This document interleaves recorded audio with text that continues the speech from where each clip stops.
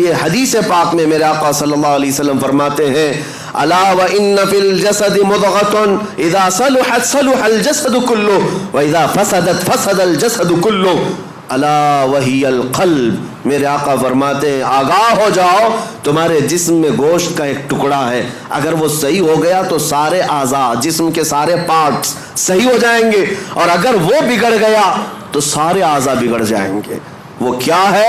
حضور فرماتے ہیں وہ دل ہے۔ میں ایک لفظ آپ سے پوچھا کہ مسجد کو آپ کیا کہتے ہیں؟ اللہ کا گھر ہے۔ مسجد اللہ کا گھر ہے۔ یہاں اگر آپ کے سامنے کوئی غلاظت لا کر کے ڈال دے، برداشت کریں گے آپ؟ کوئی مسجد کے فرش پر تھوک دے، اپنا رینٹ نکال کر ڈال دے، باہر کی غلاظت لا کر ڈال دے، آپ برداشت کریں گے؟ ذہن میں موجود ہے اللہ کا گھر ہے، پاک ہی ہونا چاہیے، ایک نجاست کا تنکا بھی ہم برداشت نہیں کرتے۔ کیوں؟ اللہ کا گھر ہے۔ جبکہ فرمایا گیا حدیث میں قلب المؤمن عرش اللہ، مومن کا دل اللہ کا عرش ہوتا ہے۔ مومن کا دل اللہ کا عرش ہے۔ جب مسجدوں کی فرشیاں صاف رکھتے ہو، اس سے کئی زیادہ اپنے دل کو صاف رکھنے کی ضرورت ہے۔ جتنا اس کو چمکایا اس سے زیادہ اپنے دل کو چمکاؤ، جتنا اس کو صاف کیا ہے، زینت دیا ہے، اتنا ہی اپنے دل کو زینت دو۔ مولانا روم سچ فرماتے ہیں کعبہ بنائے خلیل اطہر است و دل گزرگاہ رب جلیل است۔ خانہ کعبہ ابراہیم علیہ السلام کی بنائی ہوئی عمارت کا نام ہے، لیکن دل رب ذوالجلال کی گزرگاہ کا نام ہے۔ یہاں رب ذوالجلال تمہارے قلب کی طرف نظر فرماتا ہے، اس لیے اس کو پاک رکھنا چاہیے۔ ہم مسجدوں میں غلاظت برداشت نہیں کرتے تو پھر اپنے دل میں گناہوں کی لذت کے خیالات، کبھی وسوسوں کے انبار، کئی خواہشات کی بہت ساری بھیڑ، دل میں کیا کیا جمع کر رکھا۔ جبکہ مومن کے متعلق کہا گیا وہ اللہ کا عرش ہے، اس اللہ کے عرش کو کیا ایسے ناپاک رکھا جا سکتا ہے؟ اس دل کی جتنی صفائی اور پاکی ہوگی اس قدر تم مقامات کو بھی پاتے جاؤ گے۔ اب آپ کو کیسے پتہ چلے یہ دل پاک ہے یا نہیں؟ اس کی سمپل سی مثال ہے، مسجد میں وضو کرنے کے لیے آتے ہیں، یہ نل لگے ہوئے ہیں وضو کے، ظاہر سی بات ہے اس کی ٹنکی تو کہیں لگی ہوگی، پانی کہیں جمع ہوتا ہوگا، وہیں سے تو نلوں میں آتا ہے۔ 10-12 نل لگائے ہوں گے وضو کے لیے، نل کھولو کون سا پانی آتا ہے؟ جو ٹنکی میں ہوگا وہی آئے گا۔ اگر ٹنکی میں پاک صاف پانی رکھا ہوا ہے تو جو بھی نل کھولو پاک صاف پانی آئے گا، اور ٹنکی میں اگر نجس پانی ہے، میلا پانی ہے، تو کسی بھی نل کو کھولو میلا پانی نکلے گا۔ یہ مثال اس لیے میں دے رہا ہوں، اپنے دل کی ٹنکی کو سمجھ لو۔ اگر ہاتھ پیر آنکھ ناک یہ سب اعضاء نل ہیں، یہ سب صحیح کام کر رہے ہیں تو سمجھ لو کہ دل کے اندر سب پاکی صفائی ہے، اور اگر بے حیائیاں ہو رہی ہیں اس کا مطلب ہے کہ دل کی ٹنکی میں نجاست بھری ہوئی ہے۔ آنکھیں خطا کرتی ہیں، زبان غلاظت بکتی ہے، ہاتھ گناہ کرتے ہیں، پیر گناہ کرتے ہیں، تو اس کا مطلب یہ ہے یہ اعضاء کا کنیکشن دل سے ہے۔ اگر دل ناپاک ہے تو ہر عضو ناپاکی کرے گا، ہر عضو ناپاکی کرے گا۔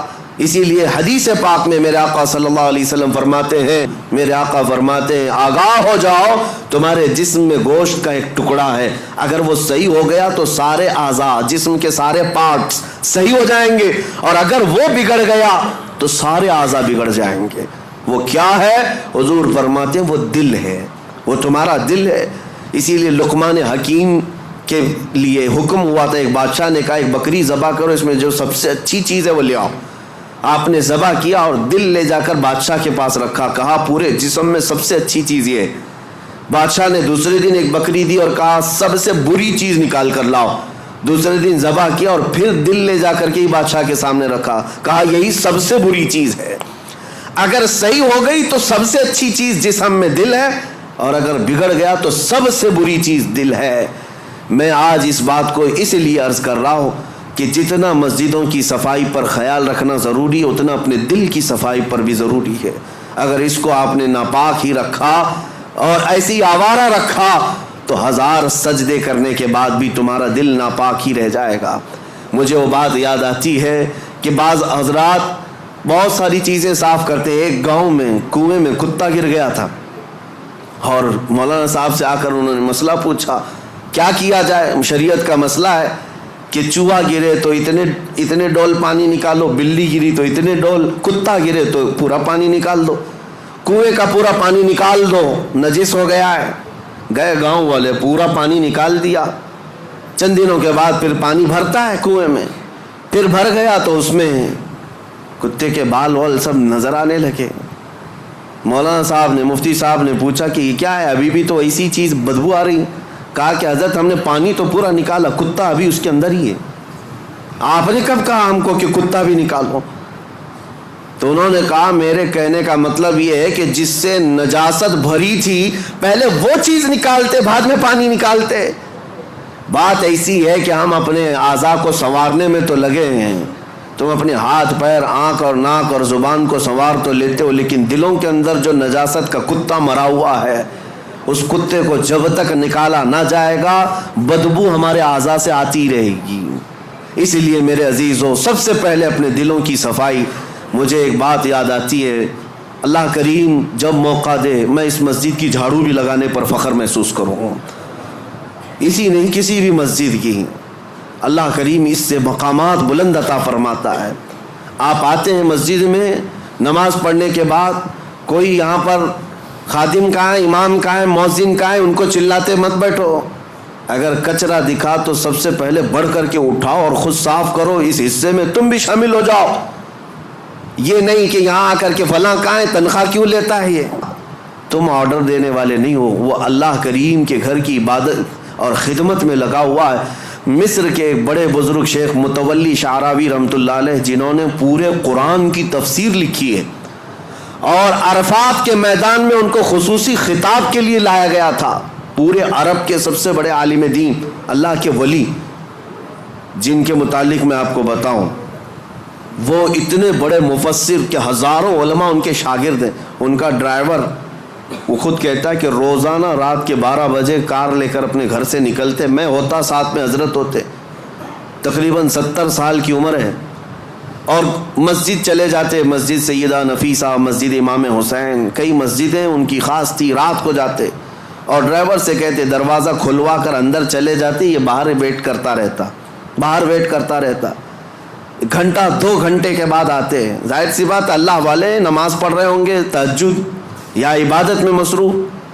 برسوں یہ سلسلہ چلتا رہا. میرے عزیزوں, ان کے انتقال کے بعد یہ پتہ چلا, مسجد کے ایک خادم نے, جو مسجد ہے سیدہ نفیسہ میں یا کوئی ایک مسجد میں, خادم نے ڈرائیور سے ملاقات کی اور کہا کتنا اچھا وہ زمانہ تھا جب وہ آتے تھے حضرت نماز کے لیے. یہ ڈرائیور کہنے لگا کہ میں 2 گھنٹے باہر انتظار کرتا تھا, حضرت کا وصال ہو گیا. کیسی عبادت کرتے تھے مسجد میں جا کر, تم تو اندر رہتے تھے, تم خادم ہو, کبھی دیکھا میرے حضرت کو؟ وہ خادم رونے لگا اور کہا ڈرائیور سے, وہ راز تھا میں بتا نہیں سکتا, لیکن اب ان کا انتقال ہوا, میں بتاتا ہوں. حضور تشریف لاتے رات کے 12 بجے, وہ عبادت کرنے کے لیے نہیں بلکہ سیدھے طہارت خانوں میں جاتے اور اپنے ہاتھوں سے سارے طہارت خانے دھوتے تھے, وضو خانے کو اپنے ہاتھوں سے صاف کرتے تھے, اپنے ہاتھوں سے سارے استنجا خانے صاف کرتے. کس عالم دین کی بات کر رہا ہوں جس کے ہزاروں شاگرد ہیں, پورے قرآن کی تفسیر لکھی ہے. اللہ کریم کے ایسے بزرگ ولی اپنے ہاتھ سے رات کے وقت پوری مسجد کے طہارت خانے صاف کرتے. اور پھر ایک دن میری نظر پڑی تو انہوں نے مجھے کچھ پیسے دی اور کہا زندگی بھر یہ کسی کو بتانا مت, میں یہ صفائی اس لیے کرتا ہوں کہ مجھے میرے رحمان پر یقین ہے, اس کے گھر کو میں اپنے ہاتھ سے صاف کروں گا, میرے دل کو وہ صاف کرے گا, میرے دل کو وہ پاک کرے گا. اور اللہ نے ایسا پاک کیا کہ جب وہ بزرگ شیخ متولی شعراوی رحمۃ اللہ علیہ کے انتقال کا وقت آیا, میں آپ کو بتاؤں ہمارے اساتذہ موجود تھے جنہوں نے کہا سرانے کے پاس کئی علماء کھڑے تھے, وہ بستر پر لیٹے ہوئے تھے, اچانک آپ نے کہا کہ ہٹ جاؤ تم سب یہاں سے, سرانے کے پاس سے ہٹ جاؤ. وقت کے بڑے بڑے لوگ کھڑے تھے. اس کے بعد اچانک انگلی اٹھائی, کہا اشہد ان لا الہ الا اللہ واشہد انک رسول اللہ. کلمہ طیبہ اسے نہیں پڑھتے, اشہد ان محمدن رسول اللہ. میں گواہی دیتا ہوں کہ اللہ کے سوا کوئی معبود نہیں، اور گواہی دیتا ہوں محمد صلی اللہ علیہ وسلم اللہ کے رسول ہے۔ کلمہ یہی ہے، پڑھتے ہوئے دنیا سے جائیں، لیکن آپ نے آخری وقت میں انگلی اٹھائی اور یوں کلمہ پڑھا، میں گواہی دیتا ہوں کہ اللہ کے سوا کوئی معبود نہیں، اور میں گواہی دیتا ہوں کہ آپ اللہ کے رسول ہیں۔ یہ اس وقت بندہ کہتا ہے جب رسول اللہ کو اپنے سامنے دیکھ رہا ہو، جب اپنے سامنے دیکھ رہا ہو تب یہ کہہ سکتا ہے انک رسول اللہ، آپ اللہ کے رسول ہیں۔ پھر ان کا وصال ہوا۔ علماء کرام کہتے ہیں کہ ہم نے ایسی موت کسی کی نہیں دیکھی جو انگلی اٹھا کر خود رسول اللہ کو دیکھ رہا ہو اور دنیا سے جا رہا ہو۔ اللہ کریم ہماری عبادتوں کو قبول فرمائے۔ رب ذوالجلال احسن الخالقین مولا یہاں جتنے حاضرین ہیں سب کی عبادت کو قبول فرما لے۔ اس مسجد کو مولا قیامت کے دن ہماری سفارشی بنا، ہماری عبادتوں کا گواہ بنا، ہمارے بخشش کا ذریعہ بنا۔ وآخر دعوانا ان الحمد للہ رب العالمین۔